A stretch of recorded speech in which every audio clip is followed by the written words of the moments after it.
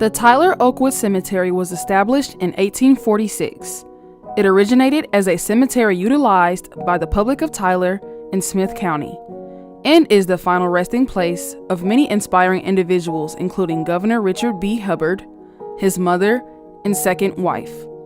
Later on, the cemetery will become the resting place for a Confederate marker erected in memory of 231 soldiers buried in Oakwood. To accommodate this, the city set aside 300 square feet to create a soldier's plot where brave soldiers and veterans will be laid to rest. Many great soldiers lie here from various points in time, including the Spanish-American War and both World Wars. Later in 1999, Oakwood Cemetery was designated a Texas Historic Cemetery and serves as an iconic landmark for the city of Tyler. It's for this reason that the Spirits of Oakwood program was founded and sponsored by the Oakwood Restoration Committee. This program is not only dedicated to keeping the cemetery alive and well, but also to teach the next generation of brave Americans about the stories of what came before them.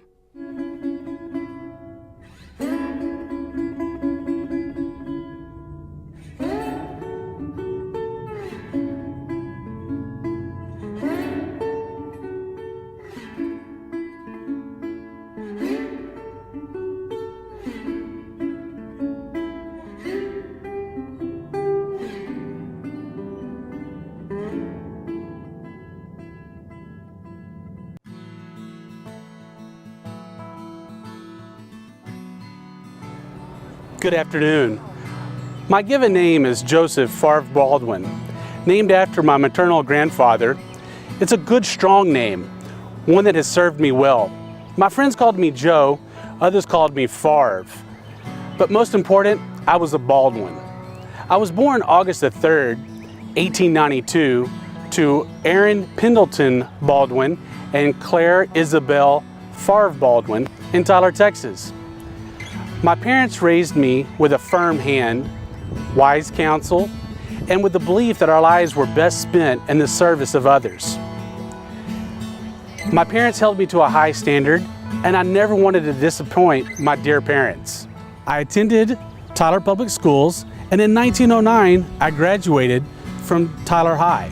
After graduation, I attended Virginia Military Institute, and in 1911, I decided to take the journey and follow in my father and his father's footsteps to become a doctor. I took my core studies at Tulane University.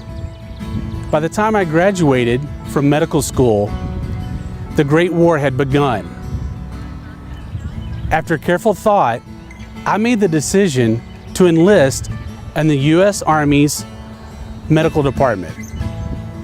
I was committed to use all my abilities to our nation's cause. My parents gave me their support, but I knew it would be difficult for them to see me go, especially my mother. I was sent to England, and after several months of training with the British, I was assigned to the British Royal Fusiliers. My first duties were serving in hospitals where I attended to the wounded who had been brought in from the front lines.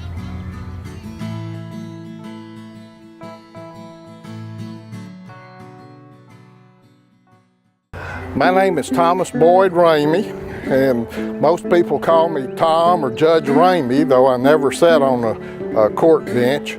I was born on August 8th of 1892, and my father came to Tyler in 1870. My World War I experience was extremely brief. I joined on November the 6th of 1918, and then 5 days later the armistice was signed. Those Germans didn't want any part of Tom B. Ramey. They surrendered right away. So most of my story today is going to be about my civic achievements. I was on the Tyler Independent School District Board of Education for 22 years. I was president of it for 14 years. I also served as the first president of the Board of Trustees of Tyler Junior College. I also served on the board of the Texas State Board of Education for 9 years and served as president of it for 7 years. I guess my biggest claim to fame probably in Tyler was starting the Rose Festival in the 1930s. And I served as the president of the Rose Festival, the Texas Rose Festival, for a couple of years. My son Tom Jr. served as president. In fact, he married his wife, Jill King, was the Rose Queen in 1950.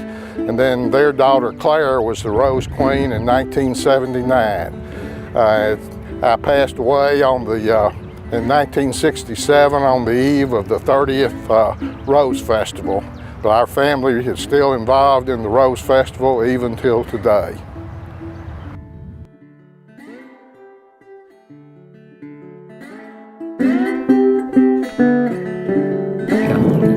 My name is Robert Lindsay Caton. I was born in Barnum, Texas, July 28, 1895. After attending San Marcos Preparatory Academy and the University of Texas, where I studied law, I joined the United States Army in December of 1917. I was appointed a lieutenant, and I was assigned to a training camp as an instructor, Camp MacArthur, in Waco, Texas. It was there I spent the entire year of my time in military service. I was honorably discharged in December of 1918 following the end of the war.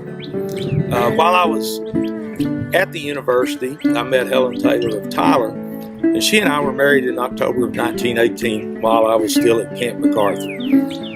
Helen and I would eventually land in Breckenridge, where our only child, Robert L. Caton Jr., was born, where I had a law practice that I established. A few years later, Helen's father, who was a prominent banker named Gus Taylor here in Tyler, approached me about moving to Tyler and taking a position with the Cooperative Building and Loan here in town, which I did. It was there that I worked many, many years. And at the same time, a few years later, after returning to Tyler, I established the R.L. Caton Insurance Agency in 1930. And while I ran both that insurance agency as well as being general manager of the building and loan up until my passing in 1955. Our one son, Bobby, went to Tyler Public Schools, the University of Texas. He returned to Tyler, married Miss Jean Hudson, got into the insurance business, joined me at the Cooperative Building and Loan, and his two children were born in Tyler and also lived here. And his son, Robert L. Caton III, eventually would succeed him heading up the R.L. Caton Company. My daughter-in-law, Jean Caton, is actually still alive, living here in Tyler. She celebrated her 99th birthday yesterday. And my grandson, Rob, recently retired from the insurance business and sold the firm to another local insurance agent, which marked the end of an 88-year period where 3 R.L. Catons served Tyler's insurance needs.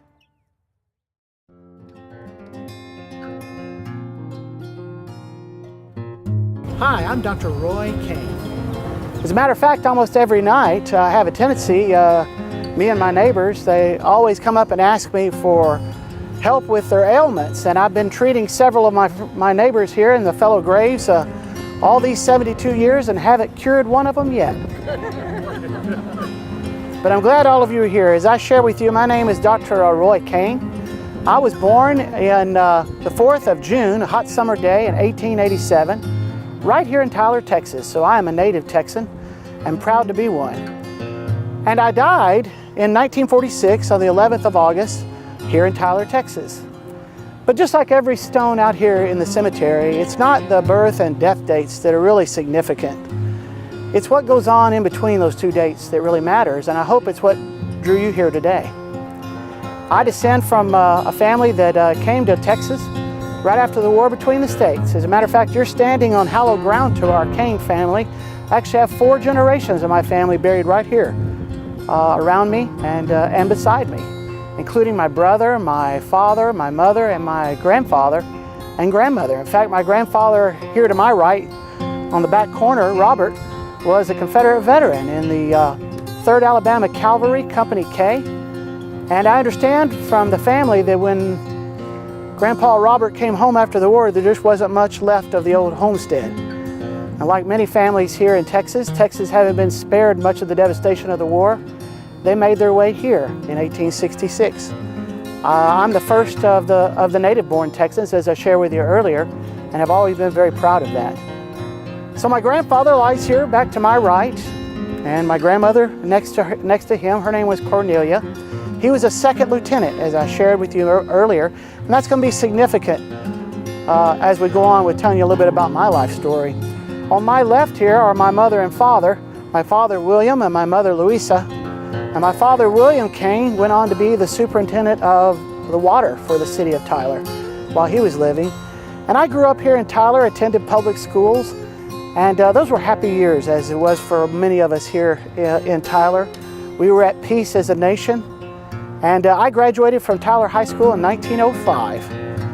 And it was a wonderful experience. My family raised me at 337 East Elm Street, which, as most of you know, is not too far from downtown, heading towards Beckham Drive. I understand that the old homestead isn't there anymore. It's just simply an open lot. But I have fond memories of growing up there as a boy. In 1905, as I shared with you, I graduated from Tyler High School and found myself in Galveston because I'd always had a deep desire to help others. And I had an interest in medicine. And I was a student at the University of Texas Medical Branch there in Galveston, where I graduated in 1909 with honors. Can you believe that? Just 4 years. Graduated from medical school. I understand it takes quite a bit longer these days. In 1909, I then went on to Palestine, Texas, where I did 2 years of residency working with the railroad hospitals, the Missouri Pacific and the Texas Pacific Railways there in Palestine.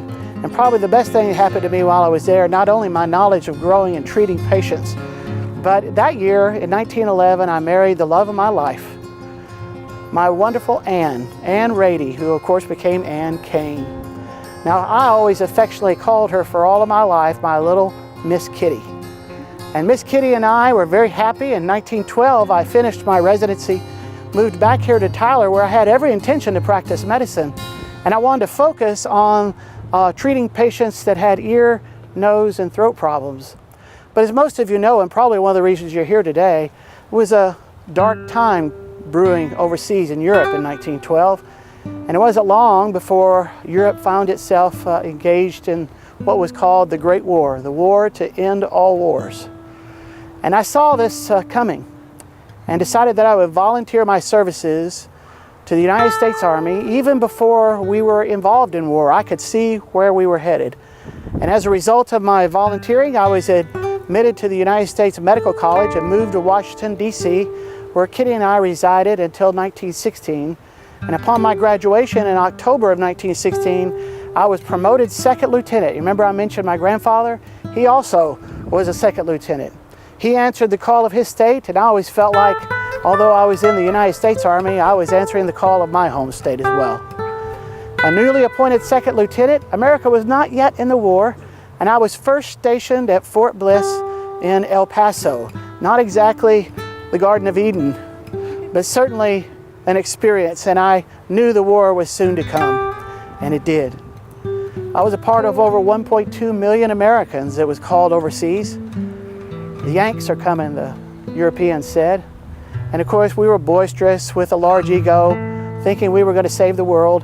But it wasn't long before I got there that I began to experience some of the horrors of what real war was. I saw action in 3 major battles as a physician. And oftentimes you think about doctors perhaps being behind the lines in a safely guarded hospital. Well, unfortunately for me, that was not the case. Much of the treatment I provided wounded and some dying soldiers were very close to the battlefield. As I shared with you, I was involved in the first 3 major battles that the United States Army was involved in over there under our leader, General Jack Pershing. And it was at the last greatest battle, the battle that really brought an end to the war for the world at that time, the Battle of the Argonne Forest. As I share with you, over 1 million American forces involved in that battle. That started September 28, 1918 and lasted 47 continuous days. Over 26,000 brave American boys, many in the very essence of their life, being young men, gave their lives on those fields. And over 95,000 men were wounded. To be honest with you, for 47 days, I treated patients both night and day until I was exhausted. And I truly saw the horrors that modern warfare could bring on man. In fact, it amazes me just how awful man can be to themselves. Inventing weapons that the world had never seen, a machine gun or artillery that was, for the first time, pinpoint accurate. In fact, it was so bad, as most of you know, it became a war of attrition and trench warfare. No man dare come out in a full-fledged charge. It was nothing more than a suicide. But perhaps worst of all were those who I treated who had received bombs that were filled with gas. Men who had been gassed, some who had been shot literally in the face and had survived. I held men in my arms as they said their last breath and thought of those who they remembered fondly back home. And while I'm thankful you're all here today and how wonderful it is to be honored with these flags and this nice stone, the real heroes of my mind are those men who left their lives on the fields of France to ensure that we would have a day of safety and peace again. Such devastation, such horror. As a matter of fact, it was at the Battle of Argonne Forest that I guess you might say my luck finally ran out. We were under artillery bombardment, and as I like to say, the Huns just wouldn't let up on us that day. As a matter of fact, I was treating a patient, and while in my arms a bomb fell close to us, a piece of shrapnel actually landed on his nose, startled both of us to death. As a matter of fact, I think the shrapnel did more mental anguish to the two of us than actual physical anguish. But you might say when those bombs started popping around us, just like an old gopher, I was looking for a hole to jump into. It wasn't long though that I also was hit by shrapnel.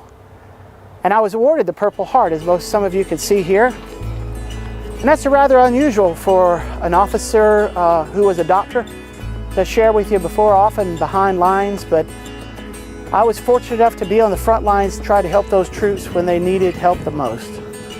And I was awarded the Purple Heart by the United States government, and my name is actually etched in the Purple Heart Hall of Honor in New Windsor, New York. If you ever travel there, even today, you can find my name on that list of brave men like me who were wounded in defense of the American way of life.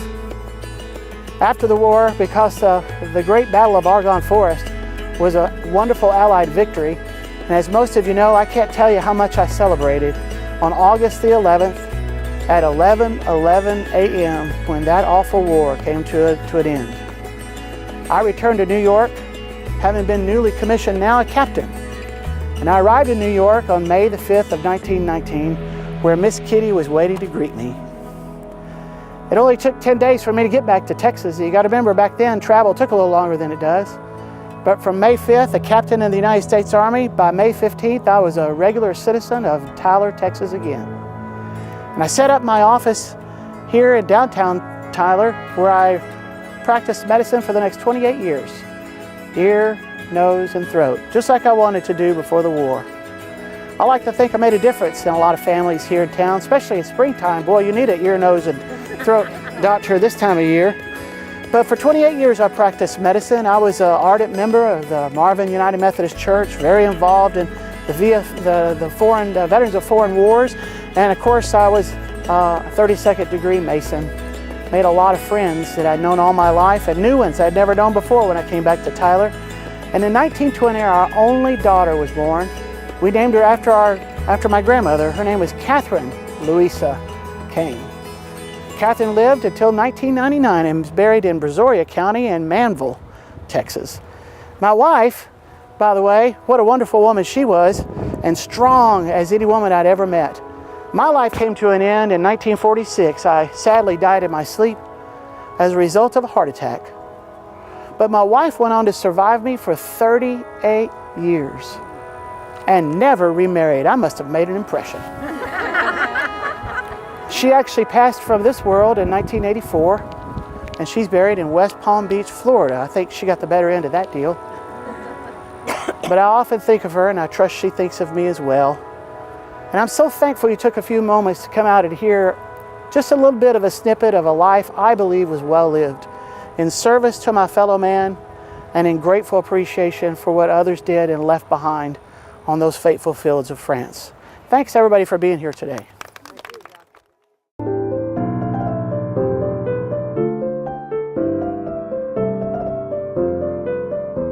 He was a pilot in World War I, and he died of pneumonia just shortly after arriving in France. So while he was one of the greatest pilots that they had in World War I, he never got to use that skill.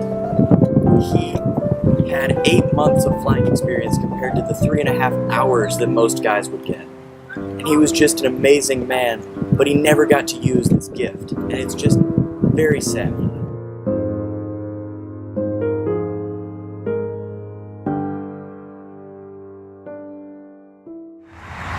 My name is Archie Crutcher, young Crutcher. Yes, 2 divorces, which is, that is not considered a good thing, particularly at this time, but I made up for it with a lot of community service. My father came here as a child in the 1850s, which made our family one of the oldest in Tyler. And then when he was a young man, the Civil War broke out, and he served with the 11th Texas Infantry under Colonel Roberts. He's now Governor Oral Roberts. He's retired now, but you probably remember him as being governor from Tyler. So when he came back from the war, he married my mother, Susan Hill, and they had 5 children. He was a very successful furniture store owner on North Broadway. You can sort of tell with anybody that can have a beautiful statue like that is probably doing fairly well in town. He tended to spoil us, I think. I went to college in Virginia. I came back home, and that's when that little short-term first marriage happened that everybody forgets about. I hope everybody forgets about. And then I married an attorney from Kentucky, and I lived in Kentucky for quite a while. We had 2 daughters up there, and we stayed together until they were grown. And then I moved back to town, and I divorced there, and then moved back to town, and I married Ike Crutcher. He was a widower with 2 children. So he was a feed and seed store salesman. And he also did very well. But I think the reason we got along so well is that he just let me do what I wanted to do. So I got involved in everything, and I think there may have been some hesitation at the beginning about a twice divorced woman, society woman, but I tried to make up for it with everything that I did for the community. I was very much into the arts, into music, into interpretive dance, all of that. But when the war started and the United States got involved, I knew I had to do something more substantial for my country. And I became involved in the American Red Cross. We did not have an American Red Cross chapter here when the war started. In fact, there were mostly in the bigger cities. But within 2 months we did, and within another month we had 1,500 members. It just cost $1 to join, 50 cents stayed here, 50 cents went to national. And we started, the women started getting organized. They had started, the young men had started volunteering, the draft had started, and one of the first things we did was we made comfort bags for them to go to training camp with. And it would be a bag with toothpaste and toothbrush and comb and all those little things that a mother wants to make sure her son has before he goes off to training camp, because they might not have that kind of thing there. So we made all these comfort bags and handed them out. And we did that down at the high school, Tyler High School. But when the fall came, we had to leave, school started, and we moved over to the 2nd floor of Carnegie Public Library. I don't know if you know where that is. It's near downtown. Elm and College has the nice tile wavy roof on the top. There's a 2nd floor auditorium up there, and that's where we set up. And we had lots of ladies come in, and we would break it down Monday, Tuesday, Wednesday, Thursday. Like Monday, we would have the people cut out bandages, and Tuesday they might roll bandages and then box them in the boxes that the shop boys had made for us at the high school. And we did knitting, we did all kinds of sewing, all kinds of things. And we had outfits like this that we sort of make sure everything is antiseptic and clean, everything is white and all involved. We grew so much that we had to make auxiliary. So Douglas Elementary and Bonner Elementary and Troop had their own chapter, and Lindale and some of these other communities. Of course, African Americans were not allowed to be part of ours, but they set up their own, and they were bringing in money and supporting their young men that were also being drafted. We had about 1,500 young men sent out to the war. Not all of them made it to France. Some were still in training camp when the war ended. Some stayed in support roles. Some were drafted, some enlisted. You know, Navy, Army, we had Marines, we had them all. Then we also, at the same time, the children and the women got involved with war gardens. There was a food conservation drive, so that we wanted to save all of the wheat and most of the meat and a lot of the other staples to be able to be sent to Europe, not only for our soldiers, but because the French countryside had been so devastated. We had people, there were French families starving over there. So we had these war gardens to support us at home. And then we also had those meatless Mondays and wheatless Wednesdays. Let's see what else. The schools actually started earlier and ended earlier so that the kids could go out and work in these gardens. We even had the president put in something called daylight savings time so that we would have time after the kids got out of school to work the gardens. We had scrap drives. I offered a reward for who could bring in the most hickory nut shells, because hickory nuts made the best charcoal for the gas mask. I don't know, the horrible gas situation, that mustard gas and all that our soldiers are facing or were facing over there. Well, that I wanted to get enough of those and we could just ship them out on the train and get them to the right place to make the right kind of charcoal. We had the bond drives. We had 4 different bond drives during the war and one right after the war, the Victory bond drive. And I was involved in that. Then we would have parades, we would have festivals, we would do any kind of fundraising we could think of, challenges, everything. We raised an amazing amount of money out of this community for bonds. The last one, the Victory Drive, I won one of the main prizes for raising the most money, which was a flight in an aeroplane that went around Tyler, and I could look down on everything in Tyler. And you know, there was not that many women doing that at that point. So, but that was just part of my spirited approach to life. I was going to do everything. Okay, so the war finally ends. It's November 11th, 1918. And Tyler gets the news at like 1:30 a.m. And it comes in by telegraph to the, I believe came to the newspaper office, but somehow Professor Witt, who is in charge of the community band, heard about it. And he got out on his front porch and started playing his trumpet as soon as he heard, like at 1:35 or whenever, and kept playing.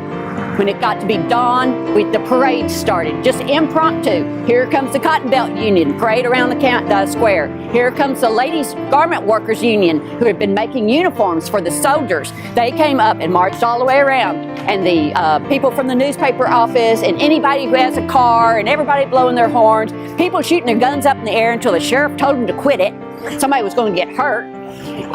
And it was just a holiday all day. Oh, I forgot one thing that I was going to tell you. My main call to fame. I came up with the idea we need a canteen next to the depot. This train line around here, well, that was also a troop line. So there were troops coming through here all the time. And they would get off the train, stretch their legs, and there was nothing for them to do, buy, anything like that. So we made this canteen, and we fixed it up on the inside, and we gave them chewing gum and cigarettes and postcards and stamps and lemonade and cookies and whatever when they got off the troop train. And if the Army would let us know in advance, we had a vacant building closer to the square where we had long tables. And we had ladies in charge of Monday and Tuesday and Wednesday. So if there was a Monday call, those ladies put out all the food, and they got off their train, came up, ate, got back on their train, and kept on going. So we were part of this war effort, not the same as a soldier, but we were definitely working on it. So that's one of my main calls to fame. Like Armistice Day, the men don't come home the next day from France. They stay there for a while. And so our main company that was involved was with the 133rd Machine Gun Battalion. They didn't come home till June of the next year. But we knew when they got on the boat in France, when they landed in New York, when they got on the train, when they got to troop, following them with the telegraph. And we had it all, I had it all planned. I was in charge of the parade too, or a good part of it anyway. So we had it so that when they got off the train, every shop whistle, every church bell, every car horn, everything that could make noise, made noise for 15 minutes as they got here. And they came off and they formed up and they marched to the square. And an airplane flew over and dropped rose petals on them as they headed up to the square. I had all of my little Junior Red Cross girls all dressed in white with little gold baskets dropping rose petals in front of the soldiers as they came along. Here's the west side of the square too. I don't know if y'all noticed, our beautiful new courthouse, only 10 years old, in the middle of the square. Yeah, we did. So there were speeches, and there were horses, and there was a band, and then we had these long tables on the east side of the square. We had it all filled with food and cigarettes and chewing tobacco and everything. There had been some other troops join our company from other parts of the country, including some Indians from Oklahoma. So one of the men was quoted as saying, "Heap good feed." Tyler, heap good town. Best place in the world except Oklahoma. So home is always the best place. So they had to get back on the train and get dismissed at their fort, and then they came back. So the war was over. But that was not the end of me working with soldiers. My next cause was Disabled American Veterans. And they also call me Mother Crutcher. And I worked with them all through the 20s. I would go visit them, I'd raise money for them, bring things to them. There were some hospitals that were taking care of men who had had shell shock and had been gassed and injured terribly. So I worked with them. I also did other things. I was in charge of Oakwood Cemetery's committee. I worked with the music department at Marvin. I was one of the founders of the Little Theater here in town. I was involved in almost everything you could think of here in town.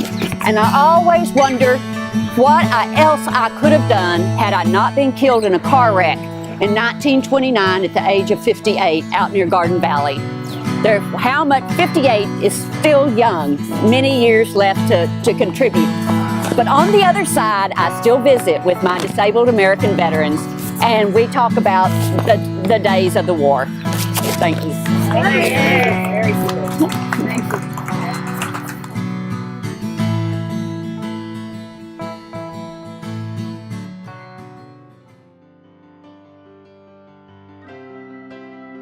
After I came home from the occupation forces in 1919, I took up insurance and I worked at the Cotton Belt for a while. And then the Second Great War started in 1941.